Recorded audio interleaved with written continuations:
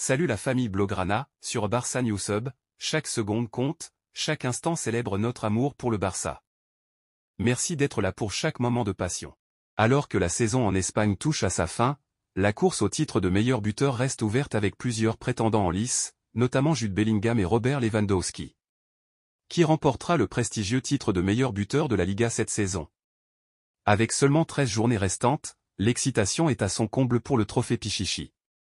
Jude Bellingham, en tête du classement avec 16 buts, est suivi de près par plusieurs joueurs, dont Borja Mayoral, Artem Dovbyk, Alvaro Morata et Ante Budimir, tous déterminés à le dépasser. Malgré la compétition féroce, Robert Lewandowski ne se laisse pas décourager par la récente performance en dents de scie de son équipe. Lors de la victoire éclatante du Barça contre le Celta Vigo hier soir, 2-1, l'attaquant vedette a brillé en inscrivant un doublé, démontrant ainsi sa forme impressionnante et sa détermination à atteindre de nouveaux sommets.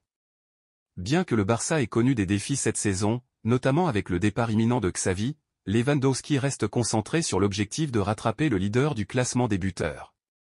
Malgré les hauts et les bas, il continue à inspirer son équipe et à travailler dur pour atteindre son plein potentiel, et il pourrait bien écrire une nouvelle page d'histoire en décrochant le trophée Pichichi cette année.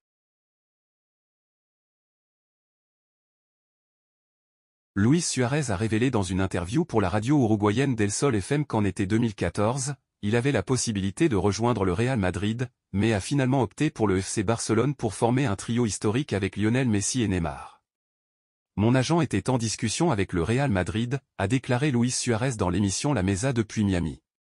Avant la Coupe du Monde 2014, le Real Madrid manifestait un fort intérêt pour moi, et les négociations progressaient bien. Ils envisageaient de transférer Benzema à Arsenal, tout était sur le point de se concrétiser. Lorsque la Coupe du Monde a débuté, le Barça est également entré dans la course, et j'ai naturellement été attiré par cette opportunité, a expliqué l'attaquant.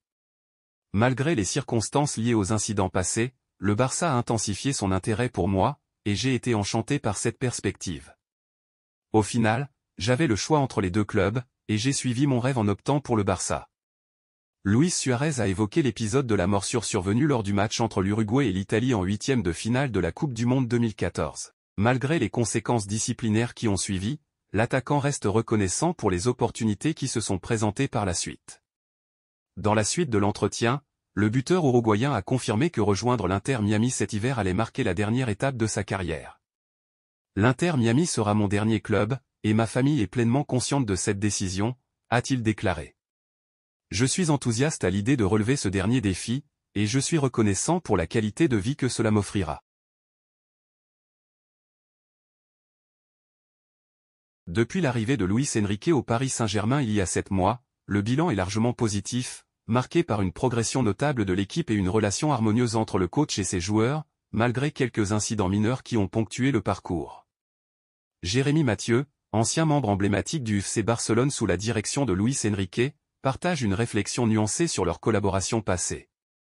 Bien qu'ils reconnaissent que leur expérience n'était pas sans défi, ils soulignent avec justesse que c'est justement Luis Enrique qui l'avait expressément voulu lors de son recrutement initial, ce qui témoigne d'une volonté commune de réussite et d'engagement. Mathieu met également en exergue l'importance cruciale de la confiance dans le rendement des joueurs, admettant que bien que Luis Enrique puisse avoir un style de communication différent, il reste respectueux et attentif aux besoins individuels de ses protégés. De manière encourageante, il évoque également les difficultés initiales rencontrées à Barcelone, soulignant que malgré ces obstacles, l'équipe avait finalement atteint des sommets historiques, mettant ainsi en lumière la capacité d'adaptation et de progression du coach.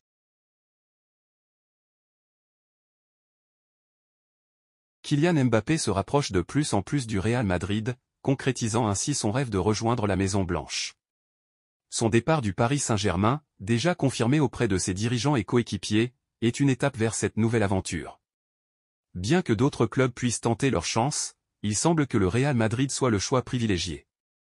Ce transfert, bien qu'il puisse décevoir les fans du FC Barcelone, offre de nombreuses perspectives excitantes pour les affrontements futurs avec le talentueux joueur français. Certains supporters catalans auraient souhaité voir Kylian Mbappé rejoindre leur équipe. Dans une vidéo diffusée par El Chiringuito, l'un d'eux a expressément demandé à Joan Laporta de recruter le champion du monde 2018. Le président du Barça a répondu avec un sourire, laissant entrevoir une possibilité, tout en soulignant que les négociations ne sont pas toujours simples. Bien que l'arrivée de Mbappé au Barça semble improbable pour le moment, cette demande souligne l'enthousiasme des supporters pour le renforcement de leur équipe favorite. Aujourd'hui, en tant que cadre à part entière du FC Barcelone, Ronald Araujo a partagé lors d'une interview avec Fernando Palomo et Andrés Agula des détails fascinants sur son arrivée en Catalogne. Je suis extrêmement reconnaissant de jouer pour un club aussi prestigieux que Barcelone. Quand mon agent m'a annoncé que j'allais signer avec un club européen, j'étais rempli d'excitation. Arrivé à Madrid, j'ai passé une nuit pleine d'anticipation dans un hôtel, sans savoir où je mettrais les pieds. Le lendemain, quand ils m'ont révélé que c'était pour rejoindre le Barça, j'étais abasourdi. J'ai eu l'opportunité de choisir parmi d'autres équipes de la Liga, mais dès que j'ai su que le Barça était intéressé, j'ai su que c'était l'endroit pour moi. Plus tard, lorsqu'on lui a demandé ses modèles, l'Uruguayen a loué Gérard Piqué avec admiration. Piqué a été une source constante d'inspiration pour moi. Son intelligence sur le terrain était remarquable. Même s'il n'était pas le joueur le plus rapide, il compensait toujours par un positionnement astucieux. Techniquement, il était toujours une option fiable. Araujo a également souligné les similitudes qu'il voit entre Pau Cubarsí et son illustre aîné. Cubarsí me fait beaucoup penser à Piqué.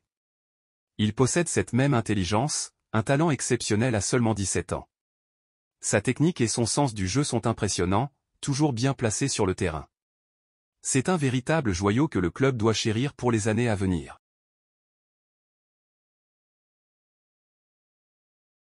Depuis que j'ai annoncé mon départ, l'équipe a brillamment remporté 10 des 12 points possibles et a fait des progrès remarquables sur le plan défensif, comme l'a constaté Xavi après notre dernier match de Liga contre le Celta Vigo, 2-1, selon le compte X, anciennement Twitter, du Barça Universal.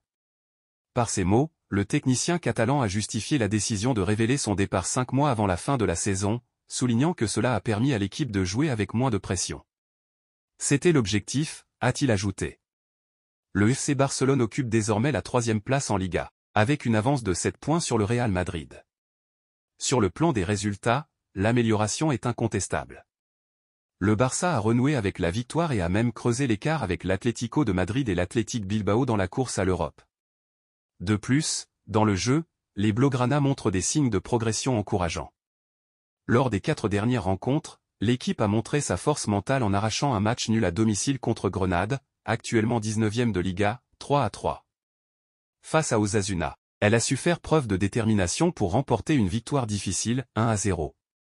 Ces performances témoignent de la capacité de l'équipe à relever les défis qui se dressent devant elle, une qualité qui sera sûrement utile lors du prochain match à l'extérieur contre Naples, lors du 8e de finale aller de la Ligue des Champions au stade Diego Armando Maradona. Merci d'avoir visionné Barça Newsub.